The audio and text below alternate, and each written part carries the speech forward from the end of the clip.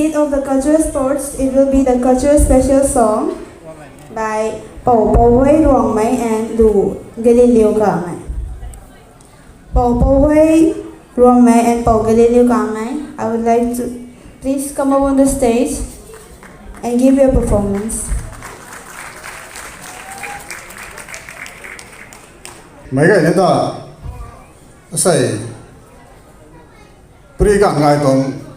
làm khẩu con mà mày ta ở biệt thế nào giang đại na thuần cụ thế, cũng mà ở biệt thế nào lu giảm tụi nó tạo lập thế. Mấy cái xiên quay cả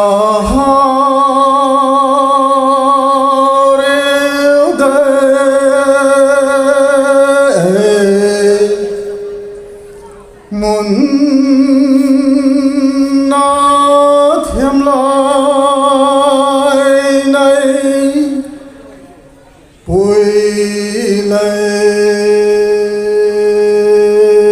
mấy cái xiên quay là quăng là na mà cô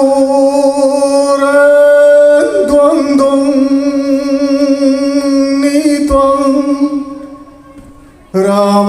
mê nâng pam na ta găng pam nông bơm cân đô mấy gai mang châu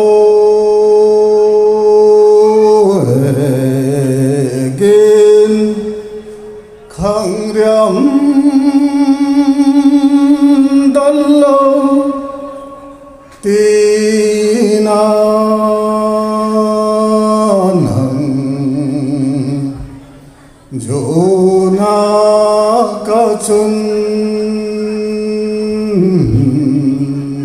suai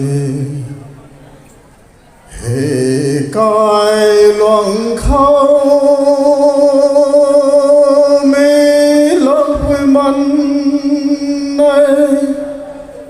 tu na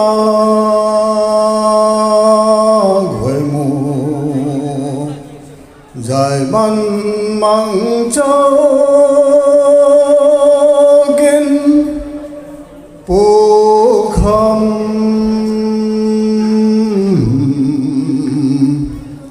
người quang dài man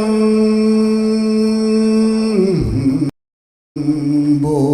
châu hệ gối quang dài món khôn sân ni na phim lô hiểm lại này ta rèn tí tuần là gai.